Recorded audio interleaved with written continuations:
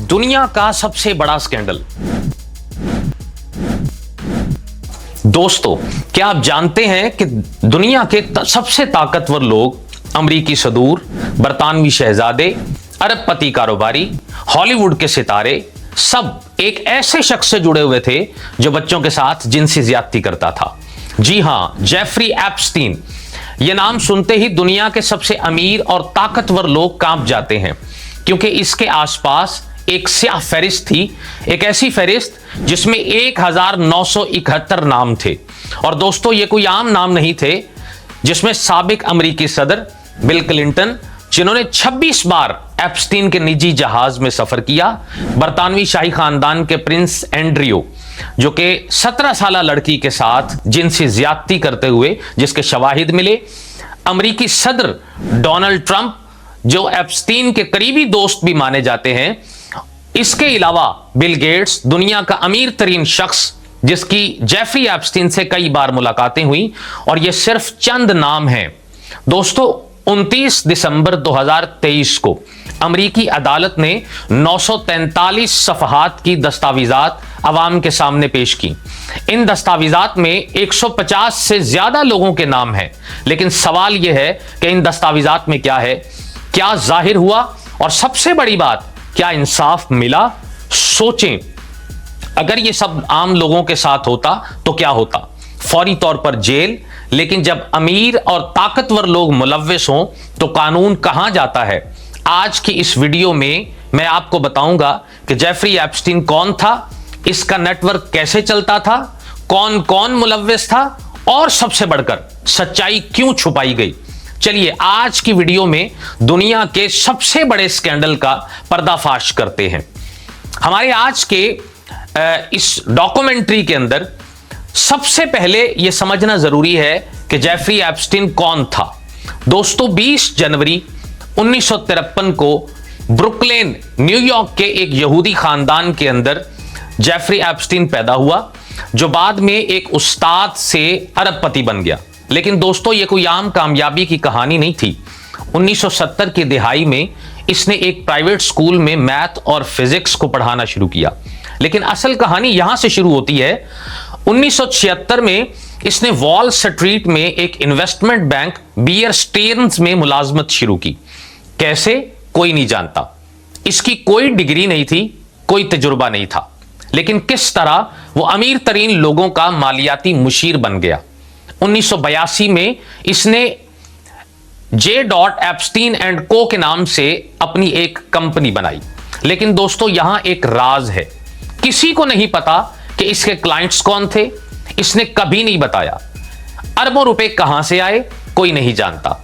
लेकिन इसके पास था न्यूयॉर्क में $77 मिलियन का घर, पाम बीच में जायदाद, पेरिस में अपार्टमेंट्स, फ्लोरिडा में $12 मिलियन का शानदार घर, न्यू मैक्सिको में एक रिजर्व रेंज के नाम से तकरीबन 8000 एकड़ की जायदाद, अमेरिकी वर्जिन आइलैंड्स में जैम्सा के नाम से एक निजी जजीरा जिसका पूरा नाम लिटिल सेंट जैम्सा था। और दोस्तों, इस जजीरे को लोग क्या कहते थे? पीडोफाइल आइलैंड, यानी कि बच्चों के साथ ज्यादती का जजीरा। इसके अलावा एक निजी जहाज जिसे लॉलिता एक्सप्रेस कहा जाता था, कई हेलीकॉप्टर, दुनिया भर में बैंक अकाउंट्स। लेकिन सवाल यह है कि इतना पैसा आया कहां से और इसका इस्तेमाल कैसे हुआ? यही वो सवाल है दोस्तों, जिसका आज तक किसी के पास जवाब नहीं है। लेकिन दोस्तों, हकीकत इससे भी ज्यादा खौफनाक है, क्योंकि 2005 में पहली बार शिकायत आई कि फ्लोरिडा में एक 14 साल लड़की ने बताया कि एप्स्टीन ने इसके साथ ज्यादती की, और पुलिस ने तहकीकात शुरू की। और फिर जो सामने आया, इसने दुनिया को हिलाकर रख दिया, क्योंकि 80 से ज्यादा लड़कियां जिनकी उम्र 14 से 17 साल, और सबकी यही कहानी, एक दूसरे से मिलती जुलती। दोस्तों, अब आते हैं असल कहानी की तरफ, क्योंकि एप्स्टीन अकेला नहीं था, इसके पास एक पूरी टीम थी, और इस टीम की सरबराह थी गिस्लेन मैक्सवेल। गिस्लेन मैक्सवेल पेशे के लिहाज से एक बरतानवी सोशलिस्ट थी, जिसके वालिद रॉबर्ट मैक्सवेल एक मीडिया टाइकॉन थे। लेकिन ये औरत एप्स्टीन की सबसे बड़ी साथी मानी जाती थी। अदालती दस्तावेजात के मुताबिक रिसलाइन का काम था नौजवान लड़कियों को तलाश करना, गरीब इलाकों में नौजवान लड़कियों को रोजगार देना और उसके झांसे में इनसे मॉडलिंग कैरियर या पैसों का लालच देकर एप्स्टीन के घरों या जजीरे पर लेकर आना और मसाज के बहाने से ज्यादती और सबसे खौफनाक इन लड़कियों को मजबूर करना कि वो और लड़कियां लाएं। तो सोचें दोस्तों, ये कैसा मुसीबत ज्यादा एक और घिनौना कारोबार था कि जिसका शिकार वर्जीनिया एक लड़की हुई, जिसने अपनी गवाही में कहा कि मुझे 16 साल की उम्र में भर्ती किया गया। रिसलाइन ने मुझे एक रिजॉर्ट में, जो कि डोनाल्ड ट्रंप की मलकियत था, इसमें मुलाजमत की पेशकश की। फिर मुझे एप्स्टीन के घर ले जाया गया और फिर मेरी जिंदगी को जहन्नुम बना दिया गया। मुझे जबरन प्रिंस एंड्रयू, एलन और दीगर ताकतवर लोगों के पास भेजा गया। तो दोस्तों, क्या यह ठीक है? लेकिन यह तो सिर्फ शुरुआत है। अब आते हैं इस निजी जजीरे पर जिसका नाम लिटिल सेंट जेम्स है और जो 72 एकड़ का जजीरा है। 2019 में जब FBI ने छापा मारा तो क्या मिला? एक अजीब मंदिर जैसी इमारत, नीले और सोने रंग की, जेरे जमीन सुरंगें, कमरों में छुपे हुए कैमरे, मुजस्मे और अजीब आर्ट वर्क, लेकिन सबसे ज्यादा खौफनाक कैमरों से की जाने वाली रिकॉर्डिंग। हां दोस्तों, एप्स्टीन अपने तमाम मेहमानों की वीडियोस बनाता था। क्यों? ब्लैकमेल के लिए। और इसका निजी जहाज जिसका नाम लॉलिता एक्सप्रेस था, फ्लाइट लॉग्स के मुताबिक 1990 से 2005 तक बिल क्लिंटन ने 26 बार इसमें सफर किया।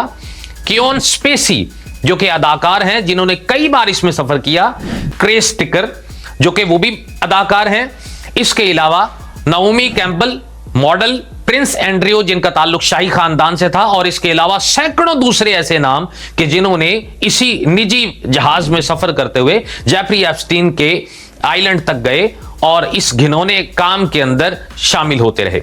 29 दिसंबर 2023 ये वो तारीखी दिन है जब अमेरिकी जिलाई अदालत ने 943 सफहात की सील शुदा दस्तावेजात को अवाम के सामने खोल दिया। ये दस्तावेजात वर्जीनिया की जानिब से रिसलाइन मैक्सवेल के खिलाफ 2015 में दायर किए गए मुकदमा का हिस्सा थी और इन दस्तावेजात के अंदर 150 से जायद अफराद के नाम, कई ममालिक के सुदूर और सियासतदान, कारोबारी रहनुमा, हॉलीवुड के सितारे, शाही खानदान के अरकान, साइंसदान और तालीमी माहिरीन। लेकिन दोस्तों, यहां एक अहम बात कि नाम होना सिर्फ मुजरिम नहीं होता, बल्कि बहुत सारे लोगों ने एप्स्टीन से सिर्फ सोशल या बिजनेस में मुलाकात की थी।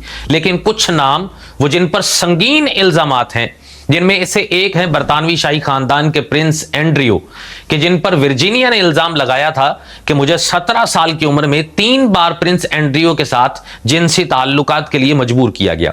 पहली बार लंदन में रिसलाइन के घर पर, दूसरी बार न्यूयॉर्क में एप्स्टीन की इमारत में और तीसरी बार अमेरिकी वर्जन आइलैंड में, जिसके जवाब में BBC पर एक इंटरव्यू के दौरान प्रिंस एंड्रयू ने इस इल्जाम को मानने से यकसर इनकार किया। लेकिन एक मशहूर तस्वीर है कि जिसमें वो वर्जीनिया के साथ खड़े हैं और जिनके पीछे रिसलाइन है। सो प्रिंस ने कहा कि यह तस्वीर जाली हो सकती है। इंटरव्यू में उन्होंने एक अजीब दिफा करते हुए यह कहा कि इस रात में पिज़्ज़ा एक्सप्रेस में अपनी बेटी के साथ था। दोस्तों, क्या यह काबिल यकीन है?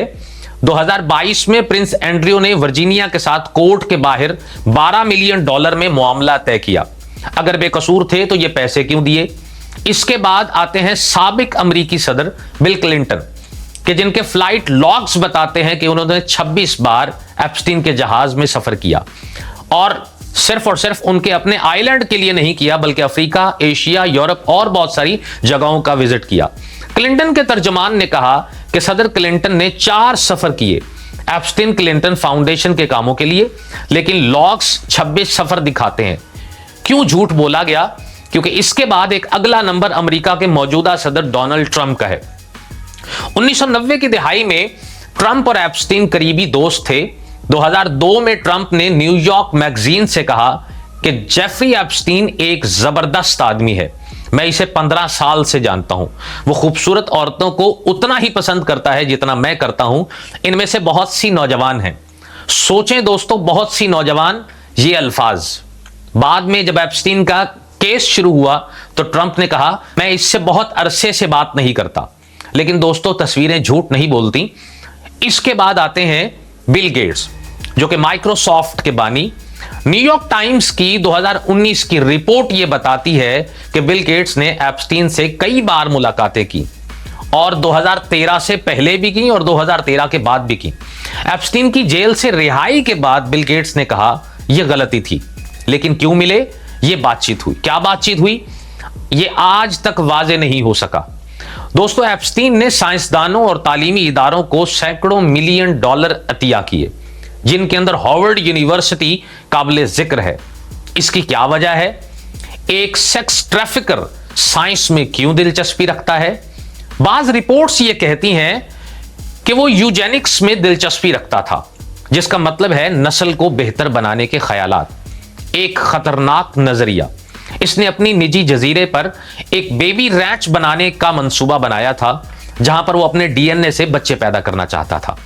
एफबीआई की तहकीकात के मुताबिक 6 जुलाई 2019 को एप्स्टीन को न्यू जर्सी के एयरपोर्ट पर गिरफ्तार किया गया और ये इल्जामात लगाए गए कि सेक्स ट्रैफिकिंग और नाबालिगों के साथ ज्यादती के जुर्म में उसको गिरफ्तार किया जा रहा है। एफबीआई ने उसके बाद इसके घरों पर छापे मारे तो क्या मिला? हजारों फोटोग्राफ्स नाबालिग लड़कियों की, सीडीज और हार्ड ड्राइव्स जिनमें वीडियोस मौजूद थी जिनसी ताल्लुकात की। इसके अलावा एक महफूज तिजोरी जिसमें कैश, हीरे और जाली पासपोर्ट था। लेकिन दोस्तों, यहां कहानी एक और मोड़ लेती है। इसके अंदर 10 अगस्त 2019 को एप्स्टीन मर गया। कैसे? ऑफिशियल रिपोर्ट यह कहती है कि यह खुदकुशी थी, लेकिन क्या वाकई यह खुदकुशी थी? दोस्तों, यहां कुछ हकायक हैं जो कि आपको सोचने पर मजबूर करेंगे, क्योंकि जेल के कैमरे, एप्स्टीन की सेल के सामने 2 कैमरे थे, दोनों खराब थे उस रात। कैसा इत्तफाक है, जबकि 2 गार्ड्स जिनको उस सेल की निगरानी पर मामूर किया गया था, वो दोनों उसी रात सो गए और उनके रिकॉर्ड में जालसाजी मिली। इसके अलावा न्यूयॉर्क के मेडिकल एग्जामिनर ने कहा कि जेफरी एप्स्टीन ने खुदकुशी की, लेकिन अगर खुदकुशी की तो ऐसी किस चीज से खुदकुशी की जिसके ऊपर खुदकुशी के आसार मिलते हैं। जबकि प्राइवेट मेडिकल एग्जामिनर जो कि डॉक्टर माइकल बेडन थे, जिन्होंने यह कहा कि ये चोटें कत्ल की तरह लगती हैं, क्योंकि गले की हड्डियां इस तरह से टूटी थीं जैसे गला घोटा गया हो। एप्स्टीन की मौत से सिर्फ 1 दिन पहले 2000 सफहात की दस्तावेजात सील खुलने वाली थी। इसमें बड़े नामों की तफसील थी कि जेफरी एप्स्टीन अगले दिन मर गया। क्या यह अजीब इत्तफाक नहीं है? Epstein didn't kill himself.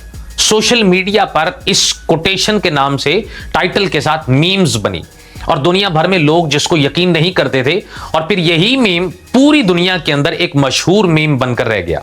लेकिन दोस्तों, अगर यह कत्ल था तो किसने किया और क्यों किया? जिसका जवाब बहुत वाज़ेह है। वजह सिर्फ और सिर्फ यह थी कि जेफरी एप्स्टीन बहुत कुछ जानता था। इसके पास जो वीडियोस थी और बहुत ज्यादा तादाद के अंदर जो सबूत थे, क्योंकि सब जानते थे कि अगर वो बोलता तो दुनिया के सबसे ताकतवर लोग तबाह हो जाते। दोस्तों, 2020 में गिस्लाइन मैक्सवेल को गिरफ्तार किया गया। दिसंबर 2021 में इसे मुजरिम करार दिया गया, जबकि जून 2022 में इसे 20 साल कैद की सजा सुनाई गई। लेकिन दोस्तों, वो आज तक जिंदा है, इसे नहीं मारा गया। क्यों? क्या इसने कोई डील की? क्या इसने नामों की फहरिस्त दी? हमें नहीं पता। लेकिन दोस्तों, अब आते हैं उन लोगों पर जिन्होंने सबसे ज्यादा नुकसान उठाया, और उनकी तादाद 150 से भी कहीं ज्यादा है। और ये हैं वो लड़कियां जिनकी जिंदगियों को तबाह किया गया, जिनमें वर्जीनिया जैसी खातून जिसकी उम्र 16 साल थी, जिसने बताया कि मैं मॉडल बन सकती हूं, इस अहद के साथ मुझे लाया गया और फिर मेरी जिंदगी को जहन्नुम में धकेल दिया, और सालों तक मुझे मजबूर किया गया कि मैं मुख्तलिफ जिनसी ताल्लुकात के अंदर लोगों के साथ अपने ताल्लुकात को रखूं, और इस तरीके से मेरी जिंदगी तबाह हो गई। लेकिन आज वो लड़ रही है इंसाफ के लिए। इसी तरह मारिया फार्मर, जो कि मुतासरा हैं एप्स्टीन और गिस्लाइन के इन्हीं स्कैंडल्स की बुनियाद पर, और यह कहा जिसने कि मेरी बहन और मुझे 1996 में जिनसी इस्तेहसाल का निशाना बनाया गया। मैंने एफबीआई को 1996 में ही बताया था, लेकिन कुछ नहीं हुआ। 23 साल तक वो ये केस लड़ती रही। और अगर हम एक लम्हे के लिए देखें तो न जाने कितनी और लड़कियां हैं कि जिनके साथ ये खिलवाड़ हुआ, और यकीनन वो बच सकती थी अगर इसी केस को पाया तकमील तक पहुंचाया जाता। इन सभी खवातीन की एक ही कहानी कि हमें धोखा दिया गया, हमारे साथ रेप किया गया, हमें जिनसी इस्तेहसाल का निशाना बनाया गया और सिस्टम ने हमें नाकाम किया। अदालत में हमारी कोई बात नहीं सुनी गई।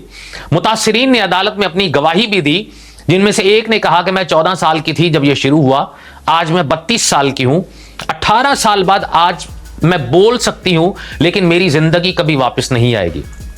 दोस्तों, ये सिर्फ आदाद और शुमार नहीं, ये जिंदगियां हैं, तबाहशुदा जिंदगियां, जिनमें से हर एक जिंदगी को इन ताकतवर लोगों ने जिनसी दरिंदगी का निशाना बनाकर तबाह किया गया। तो दोस्तों, आज हमने एक सबक सीखा, जिसमें से पहला सबक कि पैसा और ताकत कानून से हमेशा ऊपर रहता है। एप्स्टीन को 2008 में भी गिरफ्तार किया गया था, लेकिन एक सीक्रेट डील के तहत इसे सिर्फ 13 महीने की सजा मिली और उस सजा में वो दिन में बाहर भी जा सकता था अपने सेल से। लेकिन यह कैसा इंसाफ है? सिर्फ इसकी वजह यह है कि सिस्टम अंदर से टूटा हुआ है। FBI को 1996 में ही इस स्कैंडल का पता था, लेकिन उन्होंने 2019 तक कुछ नहीं किया। आखिर क्यों? क्योंकि एप्स्टीन के राब्ते बहुत ताकतवर लोगों से थे। तीसरा सबक हमारे पास है मीडिया का किरदार, कि कितने बड़े मीडिया के इदारों ने इस कहानी को छुपाए रखा। ABC न्यूज की एक रिपोर्टर एम.ए. रॉबेक ने वीडियो में यह कहा कि मेरे पास यह कहानी 3 साल पहले थी, शाही खानदान के बारे में सब कुछ मुझे मालूम था, लेकिन उन्होंने मुझे पब्लिश नहीं करने दिया। क्यों? क्योंकि ताकतवर लोगों का दबाव हमेशा इंसान को मजबूर करता है। चौथा सबक हमारे पास यह है कि मुतासिरीन की आवाज अहम है। जैसा कि वर्जीनिया और दीगर मुतासिरीन ने अगर हिम्मत ना की होती तो शायद सच्चाई दुनिया में कभी सामने आ ही ना पाती। इनकी बहादुरी ने दुनिया को हमेशा बदल दिया। और पांचवा सबक हमारे लिए यह है, मेरे और आपके लिए यह है, कि हम खामोश नहीं रह सकते और ना ही हमें ऐसे लम्हात को देखते हुए या ऐसी स्टोरीज को देखते हुए खामोश रहना चाहिए। दोस्तों, एप्स्टीन की मौत के बाद दुनिया भर में लोगों ने एहतजाज किया, जस्टिस फॉर एप्स्टीन्स विक्टिम, और आज भी लड़ाई जारी है। अब सवाल यह है कि हम क्या कर सकते हैं? हम कुछ भी ना करें तो कम से कम आगाही को फैलाने के लिए यह काम जरूर कर सकते हैं कि दूसरे लोगों को बताया जाए, ताकि ऐसे मजबूत लोगों का दबाव कम हो और बहुत सारे लोग इस तरह की मामलात से, मसाइल से हमेशा बच सकें। इसके अलावा सेक्स ट्रैफिकिंग की वो तमाम तंजीमें जो काम कर रही हैं उनको बर वक्त आगाह करें। ऑनलाइन सेफ्टी के बारे में अपने बच्चों को बताएं और अगर कोई गलत काम करे तो फौरी तौर पर माँ बाप को बताया जाए। हम अपने नुमाइंदों पर भी दबाव डालें और अपने सियासतदानों से पूछें कि उन्होंने हमारे बच्चों के तहफ्फुज़ के लिए क्या किया है।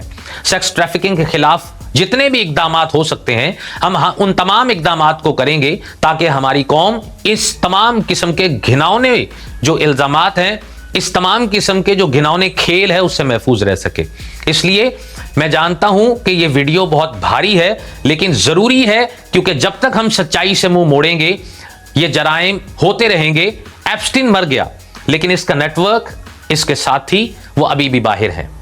लिहाजा जरूरी है कि हमेशा हक के लिए आवाज को उठाते रहें और आगे बढ़ते रहें, ताकि मुआशरा हमेशा सच्चाई के रास्ते पर गामजन रहे। शुक्रिया।